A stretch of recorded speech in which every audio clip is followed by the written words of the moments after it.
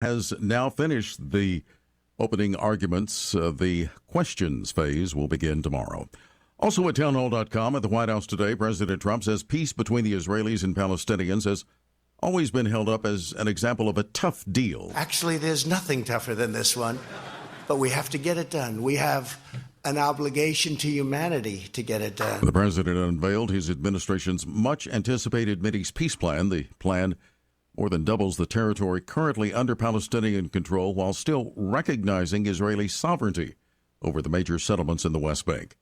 Foreign correspondent Joe Fetterman reports tension rising in the region. Now, so far, in neither the West Bank nor Gaza are there any signs of violence, but it's definitely a concern.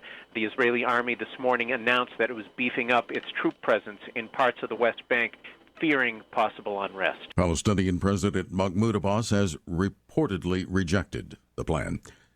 Stocks are higher on Wall Street, the Dow up 249 points, the Nasdaq 141 points higher. More on these stories at townhall.com. Mortgage Corp. DBA Cash Call Mortgage. NMLS ID 128231. Equal housing lender. Not licensed in all states, including New York. Offer not available in Washington. Call 855-657-9910 for licensing terms and restrictions. You see it on TV every day. Global turmoil. But these international events help keep interest rates low and may even drive them lower. In response, we at Cash Call Mortgage have lowered our interest rates for the new year. And that's great news for homeowners. If you have a current rate above 2.99%, call us to see how much you can save. If you qualify, we'll even pay your closing costs. And we can close your refi in as fast as 20 days with no upfront deposit. With our low interest rates and no closing costs if you qualify, there's never been a better time to lock in a low rate before it's gone. For a free quote, go to cashcallmortgage.com or call 800-299-1364. That's 800-299-1364. 800-299-1364.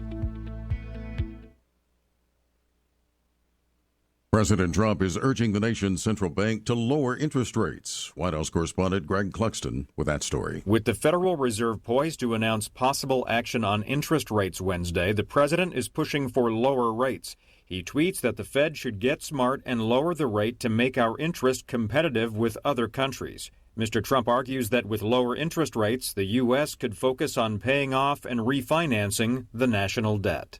Greg Clugston, the White House. A slump in manufacturing and a trade war that has slowed economic growth in China has led to a second round of layoffs at 3M. The Minnesota company that makes Post-it notes as well as industrial coatings and ceramics. 1,500 job cuts come on top of 2,000 jobs the company trimmed less than a year ago. The latest round equates to about 1.5% of 3M's global workforce. Breaking news at townhall.com. Israeli Prime Minister Netanyahu has withdrawn his request for parliamentary immunity from prosecution on corruption charges. Mr. Netanyahu described the immunity proceedings in Israel's parliament as a circus and a dirty game. MPs were expected to reject his bid to shield himself from prosecution.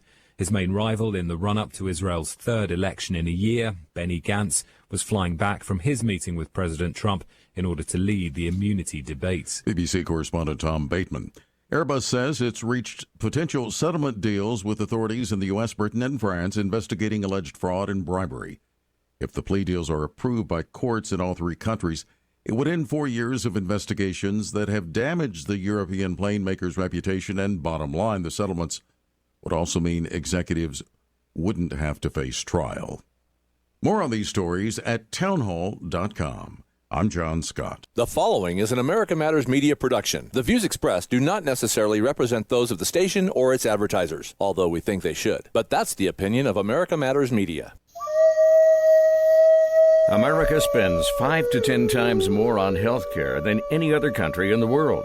Then why does America rank number 43 worldwide for longevity? Third world countries, such as Cuba and Costa Rica, rank higher than the U.S. So what's wrong with healthcare in America? This is what's wrong. Our $3 trillion healthcare industry is focused on disease management, while 70% of our planet relies on traditional indigenous medicine that is focused on health optimization. Learn how. Join Dr. Dan Royal on the show The Royal Treatment, bringing you the latest information on the best of medicine, biotechnology, and pharmacology, as well as secrets from the past.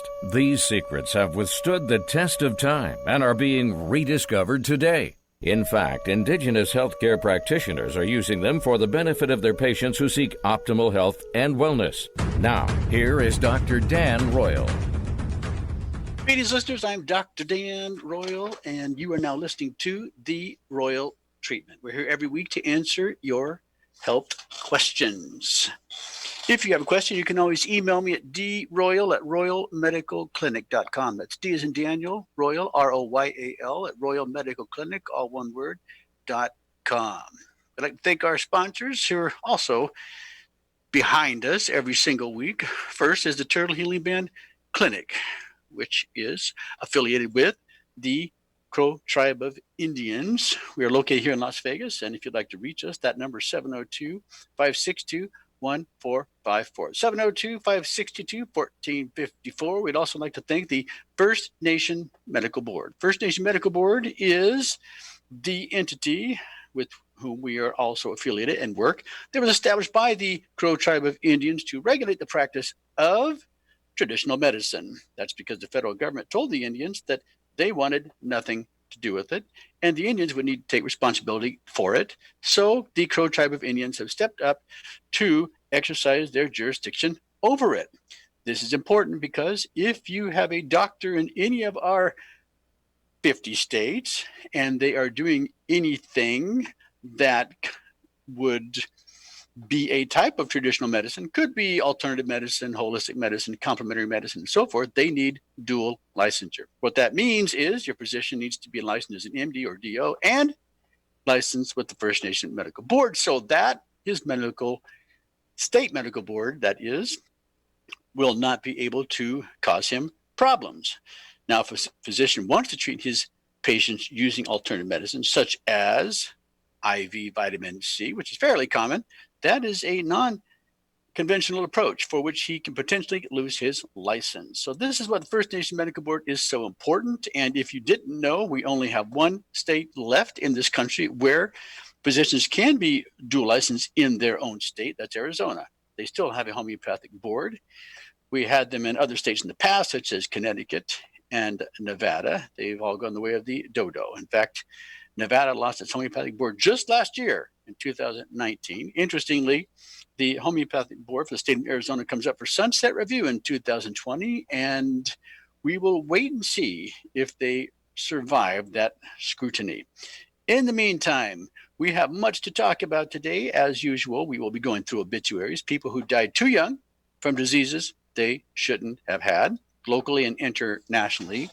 We'll be talking about vaccinations. Again, that's in the news. As you all know, we are experiencing a potential pandemic with the coronavirus in China. So we're going to be talking about that. And we'll talk about some other things. I'd like to review a homeopathic case, as we did last week, and maybe talk about some other things that have come out recently in published studies that you might find of interest. But with that being said, let's get started. Now, why do we review the obituaries? Well, first of all, we find it interesting. We think there's something to be learned from people who are dying too young, and we want to know why they're dying. This is interesting because the average life expectancy in the United States is decreasing. It has decreased now for the last 4 years in a row, which means we have set a new record for the United States. This has never happened before in the history of our country. Average life expectancy has decreased 4 years in a row. The last time it decreased was in 1993. But prior to that, it had decreased 3 times in a row in the years of 1916 to 18. But what is the average life expectancy in the United States? It's approximately 78.5 years of age. That's 81 years of age for a woman and 76 years of age for a man. Interestingly, when the life expectancy was decreasing back around the 1916 to 1918 period, that's when we had a flu pandemic. Now, at that time, approximately 7%, that's 7, not 70, of the United States population was eliminated due to this flu pandemic. It was called the Spanish flu virus. And approximately 500 million people worldwide were infected. That was about 1/3 of our planet's population at the time. It killed an estimated 20 to 50 million victims. And that death toll included about 675,000 Americans and is believed to have originated where? If you said China, you are correct. That pandemic flu virus, known as the Spanish flu, back in 1918, originated in northern China.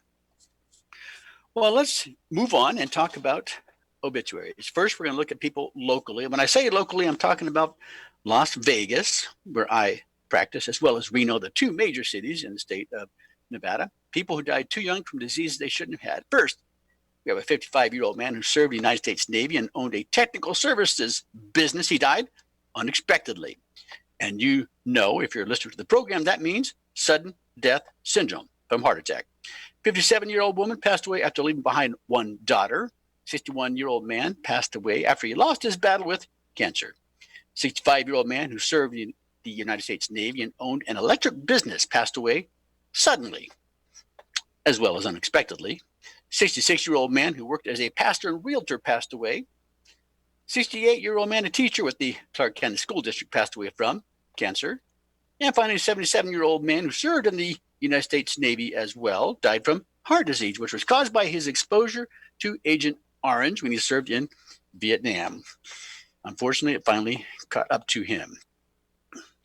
Well, those people locally who died too young from diseases that they shouldn't have had. And when we come back from the break, we're going to talk about international celebrity notables who did the same. I'm Dr. Dan Royal. You're listening to The Royal Treatment. And remember, we're here to answer your health questions. And hopefully, by being with us today, you will learn one new thing, learn something new. And then our time has been well spent. We'll be right back. Can your own stem cells heal you? The miracle of life begins when an egg and a sperm unite. They form a single stem cell. Stem cells will keep dividing until directed by the body to become something else. Natural occurring stem cells can be found in all tissues of your body. Can your own stem cells help your body heal and repair itself? Find out more by calling Dr. Dan Royal at 702-562-1454. Dr. Royal has developed a unique patent-pending process for obtaining stem cells from your own blood. Stem cells can be concentrated, prepared, and delivered to areas where you need them most to repair old, damaged, and dying cells. Can your own stem cells help your body heal and repair itself? Are you a cancer patient in remission who needs rejuvenation for optimal health and wellness? Find out more by calling Dr. Dan Royal at 702-562-1454. Don't wait, call today. That number again is 702-562-1454. Hello, I'm Omer Raines, author of the international best-selling book, Back to the Summit, How One Man Defied Death and Paralysis to Again Lead a Full Life of Service to Others. Now in its second edition, Back to the Summit has been reprinted in countries worldwide. All profits from the sale of this book go to support humanitarian causes of lasting importance. However, the principal reason for writing the book was to inspire others who, like me, have been faced with a major medical challenge. Back to the Summit is available in hardcover, paperback, or as an ebook. An audio edition is also available. Whatever the modality or format, it can easily be ordered on Amazon or from your favorite bookstore. Whether you read or listen to Back to the Summit, I hope that it will serve as an inspiration to you or to someone you know. Again, I'm Omer Raines. If you wish to learn more, my website is senorains.com. That's SENORAINS.com. Have a wonderful day. Hey, Dr. Phil here. I help people solve difficult and trying personal problems every day on my TV show, but there's one problem that's just got me stumped: childhood hunger. Nearly 16 million children in America struggle with it. That's 1 in 5 kids who may not know where their next meal is coming from, despite the fact that there's more than enough healthy, nutritious food out there to feed them all. Now, I don't know about you, but that is unacceptable to me. Luckily, the Feeding America network of good people is out there collecting surplus food and giving hope to hungry children and their families at local food banks all across the country. But let's face it, they can't do it without your help. Join me in supporting Feeding America and your local food bank at feedingamerica.org. Brought to you by Feeding America and the Ad Council. Together, we can solve hunger. Together, we're feeding America. This is America Matters Media on AM 1180 KCKQ, a Lotus broadcast station. The power of radio since 1967. Unable to listen to the whole show? A recording of today's program will be available later today. Visit americamatters.us and click on the podcast link. Now, back to the show. We are back to the show. I'm Dr. Dan Royal. You are listening to The Royal Treatment. And before the break, we were talking about obituaries locally. Now we're going to continue on with our discussion, talking about obituaries internationally. These are some of the people last week that passed away too young from diseases they shouldn't have had. Now, keeping in mind the average life expectancy in the United States is 78.5 years of age. That may vary with other countries. As we said before, heart disease used to be the number one cause of death, but that seems to be changing. Cancer seems to be on the rise. About 16 out of 19 industrialized nations now have cancer as the number one cause of death.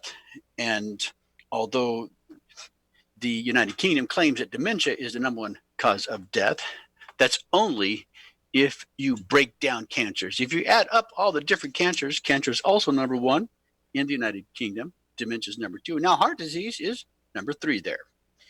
First, we have Steph Bow, Australian author and blogger, died at 25 years of age from T lymphocytic lymphoma, a type of lymphatic cancer. We have Lina bin Meina, a Tunisian political activist and blogger, died at 36 years of age from kidney disease. Jason Paula, an American artist, died at 37 years from cancer.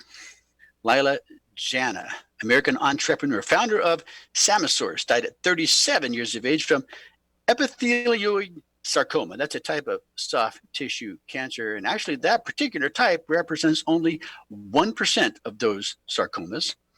Robert Archibald, Scottish basketball player who played in the NBA, died at 39 years of age, no cause of death given. Larry Amar, American Olympic field hockey player and manager, died at 47 years of age, also no cause of death given.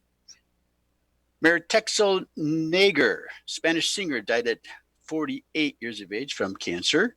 Sebastian de Morand, French journalist, died at 50 years of age from cancer. Adi Valero, Venezuelan politician and deputy, died at 50 years of age from uterine cancer. Vesvolod Chaplin, Russian Orthodox clergyman, died at 51 years of age when he became ill and then fell dead in his own temple. Peter Salama, Australian epidemiologist, died at 51 years of age from a heart attack. Reed Mullen, American rock drummer, died at 53 years of age from liver cancer. Yang Xiaobo, Chinese politician and mayor of Hongxi, died at 56 years of age from pneumonia that was due to the current coronavirus.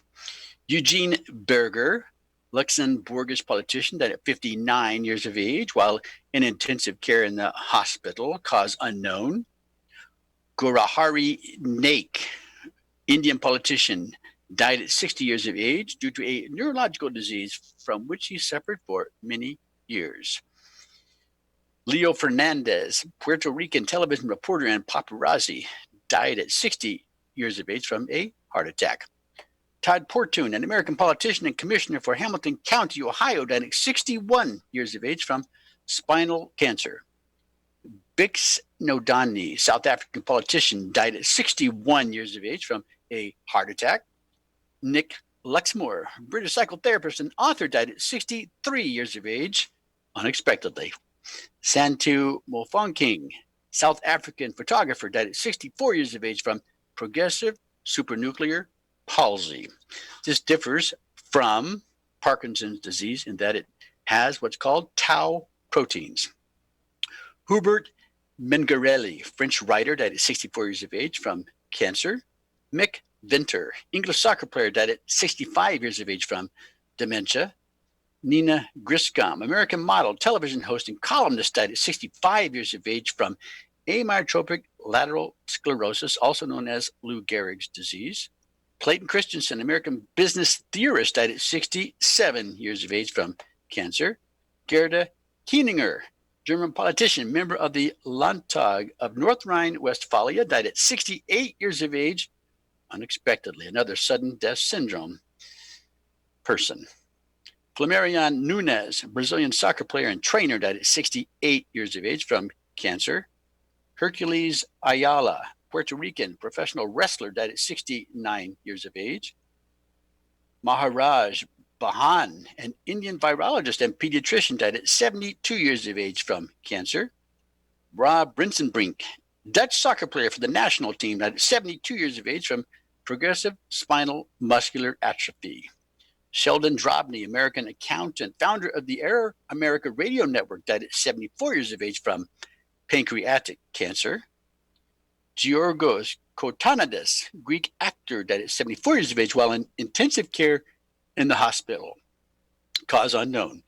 Margot Lyon, American theater producer, died at 75 years of age from a brain aneurysm. Tony Bilson, Australian chef and restaurateur, died at 76 years of age from a lengthy, complicated set of illnesses. Not sure what that was. Alan Brown, American football player, died at 76 years of age from a lengthy illness. Terry Jones, Welsh actor, comedian, film director, died at 77 years of age from frontotemporal dementia. Remember, there are numerous types of dementia, the most common being Alzheimer's, but there's also vascular and Lewy bodies. Patrick Kennedy, Irish politician and senator, died at 78 years of age after a short illness. Remember, when they say short or long, they're usually referring to cancer. But we give you as many details as we can find. Well, that's the obituaries for this last week. People who died too young from diseases that they shouldn't have had. Don't let that happen to you. You can prevent that by investing in your health every single day, being proactive, not waiting for something bad to happen. And that's usually when it occurs for people who are involved with disease-based medicine. Our current model is set up on a sick care type of system. If you want optimal health and wellness, you're going to have to take matters into your own hands. Not only are you going to have to invest in your health every day, but you're going to also have to detox every day, because we're constantly exposed to chemicals, pesticides, and other environmental pollutants in our water, air, and food, from which we need to be free. And there are many ways by which this can be done, and we've talked about them periodically on this program from time to time. Let's look at some studies that were recently published. Here's one that has to do with sunscreen.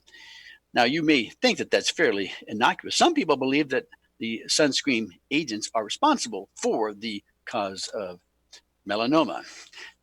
You know that melanoma can appear where the sun doesn't shine. So there doesn't seem to be a direct correlation with exposure to sun, which we all need to convert vitamin D from its inactive to active form. Well, 6 ingredients commonly found in sunscreens had systemic absorption levels that exceeded FDA recommendations, according to a clinical evaluation for 4 sunscreen formulations. Now, the mean plasma concentrations for some of these ranged anywhere from 3.3 to 7.1, but the FDA recommendation is not greater than 0.5.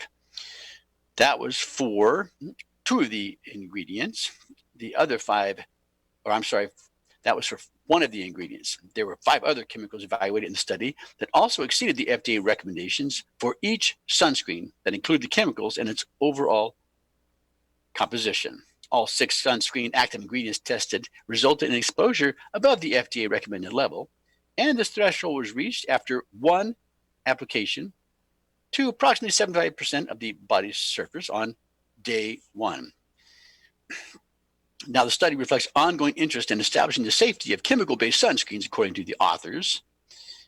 Although the safety of mineral sunscreen filters has been established, the safety of chemical sunscreen filters has come under increased scrutiny in light of recent data from investigators.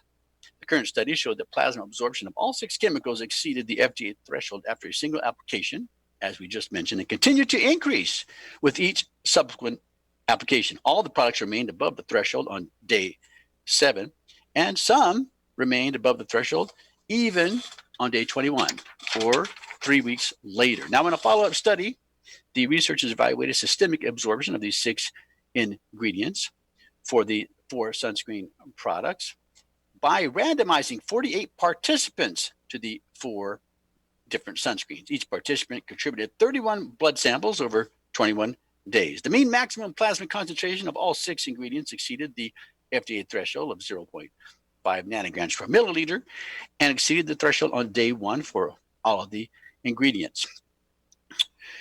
There were a number of these participants who reported a rash as the most common symptom. But let's break it down. Let's look at these ingredients and see what it is that they can really cause. First, we have oxybenzone. This is a synthetic estrogen that penetrates the skin and can disrupt the hormone system, affect the nervous system, and cause cancer. Interestingly, the CDC, or Center for Disease Control, estimates that 96% of Americans have this chemical in their body, and it accumulates faster than we can eliminate it. Number 2, we have avobenzone. It's toxic in large doses, greater than 3%. We also have otocrylene. We have homosalate. Now, all 3 of these cause skin rash, acne, contact dermatitis, folliculitis, skin irritation. Then we get down to octosalate. It may promote the generation of potentially harmful free radicals when exposed to light, which is what sunscreen is supposed to protect you from, and can damage DNA from free radicals, which may contribute to an increased incidence of melanoma in sunscreen users compared to non-users, and may lead to developmental and reproductive toxicity. And finally, we have octinoxalate, an endocrine disruptor that mimics other hormones and has hormone-like activity that affects reproduction, thyroid, and behavior, and produces free radicals, which accelerate premature aging, damage skin, cells, and DNA, and increase risk of cancer. I'm Dr. Dan Roy. You're listening to The Royal Treatment. We just talked about sunscreen contaminants. When we come back, we have much more to say. Stay with us. Targeting cancer cells with DMSO reduces the need for full-dose chemotherapy by up to 90% because DMSO targets cancer cells, not healthy cells. Research demonstrates that DMSO, also known as dimethyl sulfoxide, has an affinity for cancer cells, which also allows DMSO to enter them even when DMSO is carrying chemo drugs. Could low-dose chemo with DMSO be the answer you've been searching for? Find out more by calling Dr. Dan Royal at 702-562-1454. When low-dose chemo is combined with DMSO or insulin, it's called potentiation therapy. This is because the cancer-killing power they create together is much greater than when they're administered separately. Are you a cancer patient who wants more than disease management? Could low-dose chemo help you achieve optimal health and wellness? Call Dr. Dan Royal at 702-562-1454 to see if you qualify for low-dose chemo. That's 702-562-1454.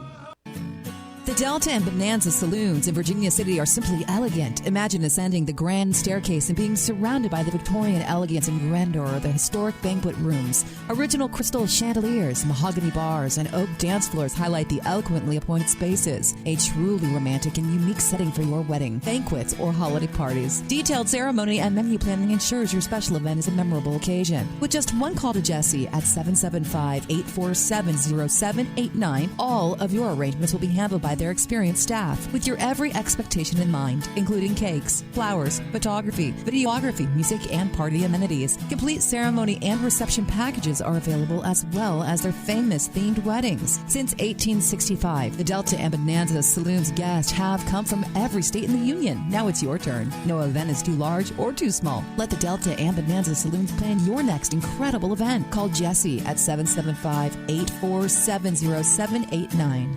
Adopt US Kids presents What to Expect When You're Expecting. A teenager.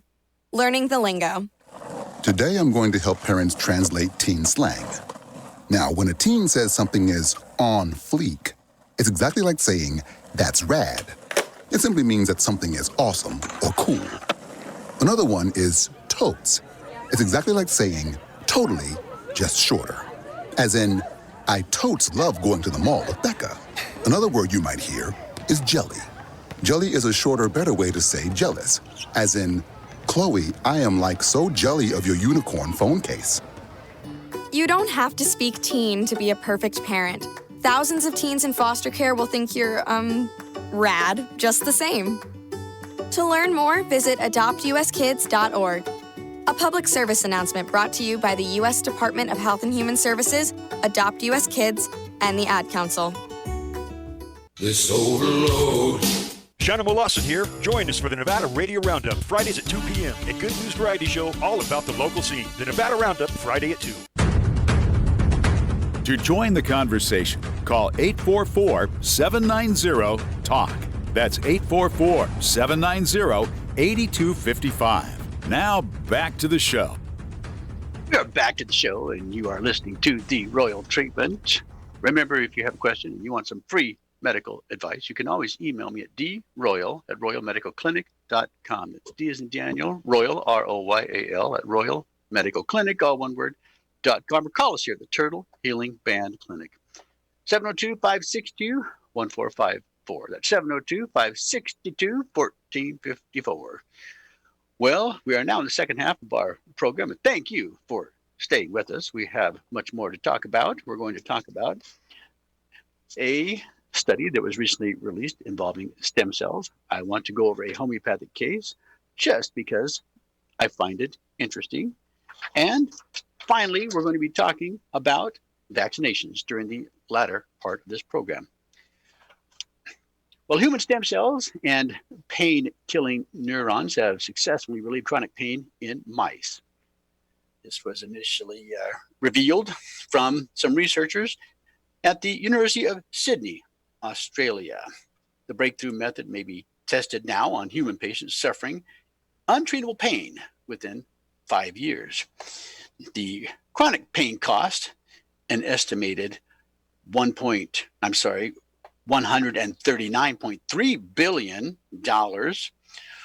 was what it cost the country of Australia in 2018. These researchers have now used human cells to make pain-killing neurons that provide lasting relief in mice without side effects in a single treatment. The next step is to perform extensive safety tests in rodents and pigs and then move to human patients suffering chronic pain within the next 5 years. So if you're looking for the miracle cure, at least in Australia, you're going to have to wait a little bit longer.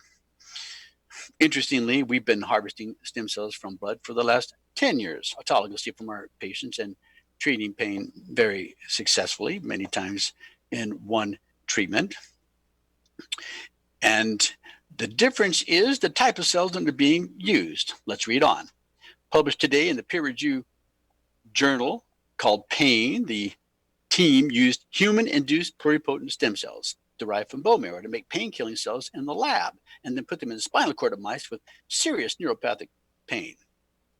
Now, you can obtain pluripotent stem cells from, well, the blood. If you know how to attract those stem cells into the blood, we have a product that we use for that called RBC Blend. But what they're doing here is they are taking cells from the bone marrow, and then they are, through a series of transformations, they are creating stem cells. They're going back in time. There was a Nobel Prize awarded in 2012 for the creation of an induced pluripotent stem cell created from the skin of a frog.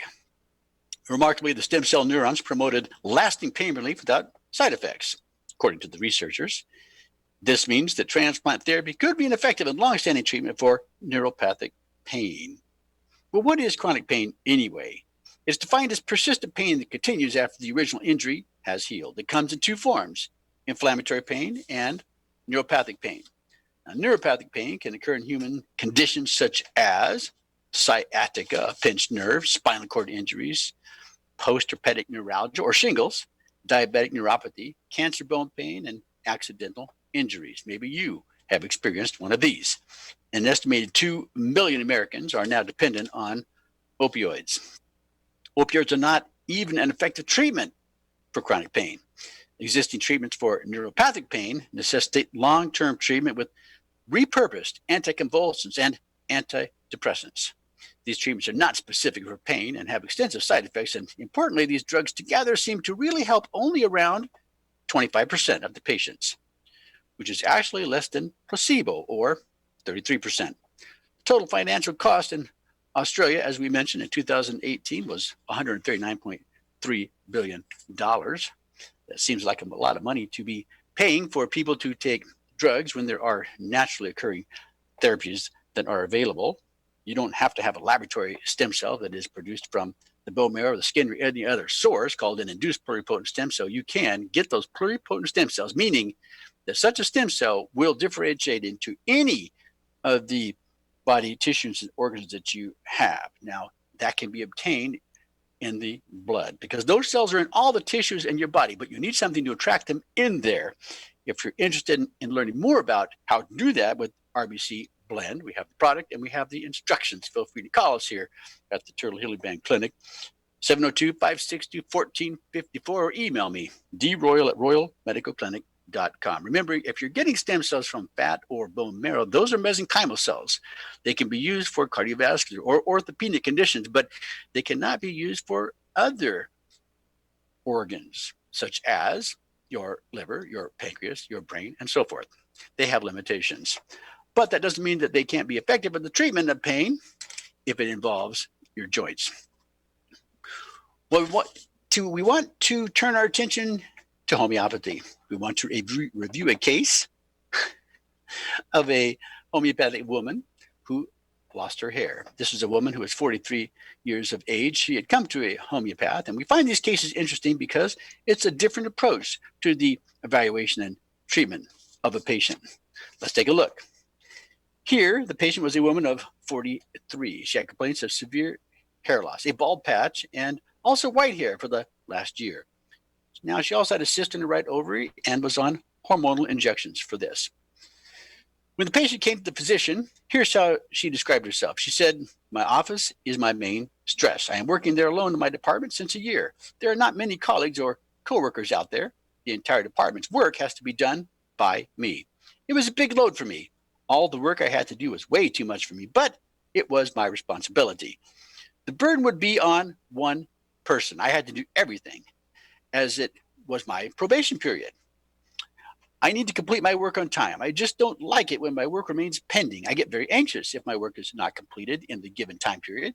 I just cannot deal with it. I get angry easily. I need to control it as I can't show it. Now everything is fine as my department is good. I have many colleagues. Our work is distributed amongst all. Plus, I have got another department now. It's the computer department. Things are at ease here. I have a lot of fear that I will not be able to complete a task. I will fail at completing things." These are all things that were elicited from the patient, her mental state. Now, when you are evaluating a patient as a homeopathic practitioner, the most important symptoms or signs, if I can use those terms, are what the patient expressed mentally and emotionally. There's also something called peculiars, or very odd symptoms, and those can speak to a particular remedy, meaning there are certain remedies that can be prescribed more easily when a very peculiar symptom is mentioned by the patient. Well, the doctor now has to analyze this patient. Now, she says the patient has a strong stress factor at the time of her complaints, and her mind symptoms were, in fact, the most important in this case. There is computer programming that can be used into which such symptoms can be input, and the computer will then recommend certain homeopathic remedies. In this case, the recommended remedy was called Aurum muriaticum natronum. This is a mineral remedy, basically a salt of aurum metallicum, or gold, and natrum muriaticum, or salt. So a combination of homeopathic gold and salt. The main feeling of Aurum muriaticum natronum is a need to take up much responsibility and perform tasks which are beyond her capacity. In this, it comes close to another homeopathic remedy called carcinosin. Carcinosin is made from breast cancer and has some interesting indications of its own. Also, in this particular remedy, Aurum muriaticum natronum, the patient had a strong sense of guilt, as if she had done something wrong, fear of failure, and rejection. She was given a dose of this medicine. Now we're talking about a classical homeopath, which gives one dose and then has the patient return in a month for follow-up. The dose is given under the tongue, meaning that it will now have an opportunity to affect change in her autonomic nervous system, which is the control that occurs in her brain. It's controlling about 90% of what goes on your body. All of your non-conscious bodily functions are regulated by the balance between your sympathetic and parasympathetic nervous system. These make up your autonomic nervous system. When the patient came back in a month, she said her hair falling has reduced with her work stress. Initially, she used to get very anxious regarding the work given her. She had to complete her work in time, and if not, her anxiety levels used to rise. In the follow-up, she said that even with stress at work and the deadlines, her anxiety was not like it was before. She would get anxious a bit, but not like she used to get before her treatment started. The patient came back 10 months later. She was having a follow-up visit with her doctor. Now her hair loss, her alopecia, was better by 70%. Far better than placebo. When you consider she was merely given one dose of homeopathic remedy, it's somewhat of a miracle. She now feels more relaxed. Weakness and low stamina, which she would feel before, is also significantly better. Her fears and anxieties are remarkably improved. As you can see, homeopathic medicine can not only affect your mental, emotional well-being, but your physical well-being as well, all by affecting the control of your autonomic nervous system regulated by your brain. Well, we want to talk about vaccinations and what's going on with the coronavirus that has now begun in China, as there are many cases that seem to be coming forth in that country and throughout the world.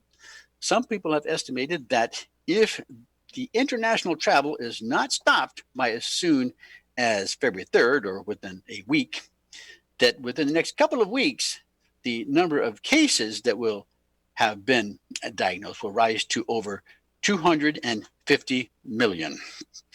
That's how quickly it is incubating and being spread. But do not fear. There are things that you can do. When we come back from the break, I'll tell you about a patient we saw just last week that had the flu for 3 weeks that we cured within 24 hours. I'm Dr. Dan Royal. We're going to be back after the break. Stay with us.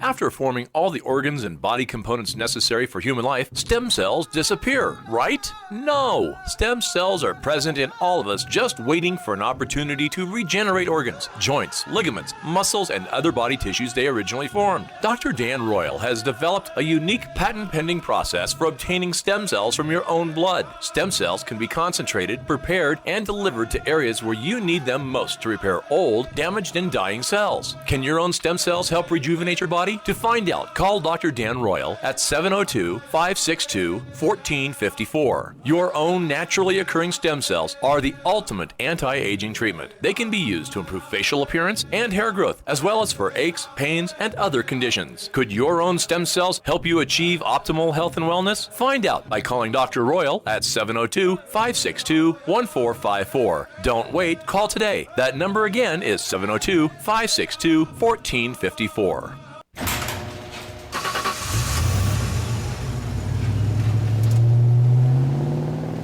I spend a lot of time in the garage, but even more time in the rain, sleet, and mud.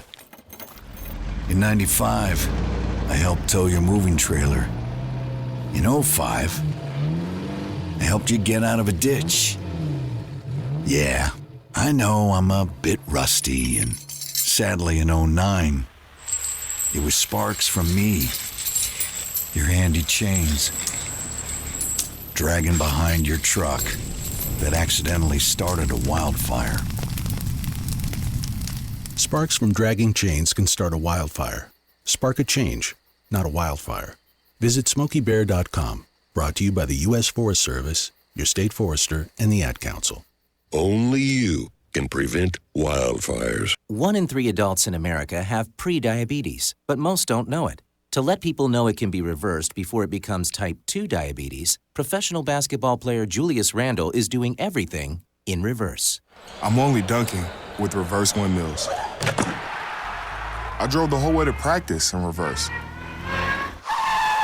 I don't recommend it. This move's called the reverse shuffle. I do recommend it. And it took me months to learn how to speak in reverse, like this. Years 10 almost for diabetes type 2 with living Ben has mom my. In other words, my mom has been living with type 2 diabetes for almost 10 years. So together, we want to say to the 84 million Americans at risk, exercise and healthy eating can help reverse prediabetes. Start by taking a simple 1-minute risk test at doihaveprediabetes.org. Brought to you by the Ad Council and its Prediabetes Awareness Partners. Bet he can't say that in reverse. This is America Matters Media On AM 1180 KCKQ. a Lotus broadcast station. The power of radio since 1967. Are you shy and don't want to talk on the air? Text us your questions or comments to 775-237-2266. Now back to the show. We are back to the show, and you are listening to The Royal Treatment. Thank you for sticking with us. We're now in the fourth quarter of our show, and as promised, we're going to be talking about vaccinations. I mentioned before the break, we had a patient that we recently saw this week. She had been suffering from the flu for 3 weeks. It was so bad she couldn't get out of bed. Now, she'd seen another physician, and interestingly, she had received a couple of IV infusions, which helped temporarily, maybe more hours, but certainly not more than a day. Now, there's a very simple treatment that can be given to such patients. First of all, you can always take a homeopathic. Many of you are familiar with the boron product called oscillococcinum. You can take that under your tongue, and the key with the homeopathic remedy is not how much you take, but how often or frequently you take it. The sicker you are, or the more acute your illness, the more frequent you take the remedy. You put it under your tongue. You take it every hour to 2 hours until you feel better. Once you feel better, you save the rest for a rainy day. When she came in our office, we gave her a dose of homeopathic flu in a couple of different potencies, and we sent her home with some oscillococcinum. But we also gave her something called an isode. An isode is where you can actually inject something in the patient, IV push, which means you're giving something into the vein, like an IV, but it's much less fluid, and you can take out some blood and use that blood to create a homeopathic type of vaccine. You use that blood to create a homeopathic medicine, if you will, and you re-inject it into the contralateral hip from which the IV push was given. This has a very interesting effect of reintroducing the virus that previously had been hid, so that the immune system can now recognize it and eliminate it. Typically, it takes about 24 to 36 hours for a patient to feel fully recovered, but sometimes, even before they leave the office, patients are feeling better. Well, there's some interesting things to consider with the current novel coronavirus that is sweeping the country of China and finding its way throughout the world. This virus first began infecting about 200 people in the month of December 2019. And according to some authorities, there have been 217 cases of infection in China alone, although experts suggest that the actual number of people infected by the virus may be as high as 2,300. Now, the quick spreading virus has fueled concerns that the Chinese government may attempt to cover up the severity of the disease, as it did in 2003 with the SARS outbreak, which resulted in 774 deaths across at least 30 countries. Supposedly, the new illness is believed to have originated from a seafood market in Wuhan, a densely populated central Chinese city home to about 11 million people. Now, the United States National Institute of Health is launching a rush campaign to develop a vaccine against the China coronavirus. The goal? Have a vaccine ready for human testing in an unprecedented 90 days. NIH is partnering with a U.S. vaccine company called Moderna, Inc. The vaccine is a new type of RNA. RNA is a messenger protein. It tells the body what type of proteins to make, and it is entirely experimental. The RNA technology has never been used before for a vaccine, and of course, this product will not have time to be tested for safety or efficacy. What could possibly go wrong? Well, wait and see, because it may be coming. But the reality is, my friends, if you stay healthy and if you know how to use homeopathic medicines, you are forewarned and forearmed. There's an interesting side note to all this, because back in the year 2015, a patent was filed for the coronavirus. It was filed by Bill and Melinda Gates. They are not even trying to really hide it. This new disease called coronavirus is sweeping the headlines, as you know.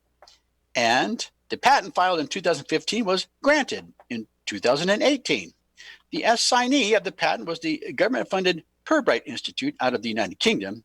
And some of their major funders are none other than the World Health Organization and the Bill and Melinda Gates Foundation. Well, let's take a look at the history of vaccinations. I think you might find this very interesting.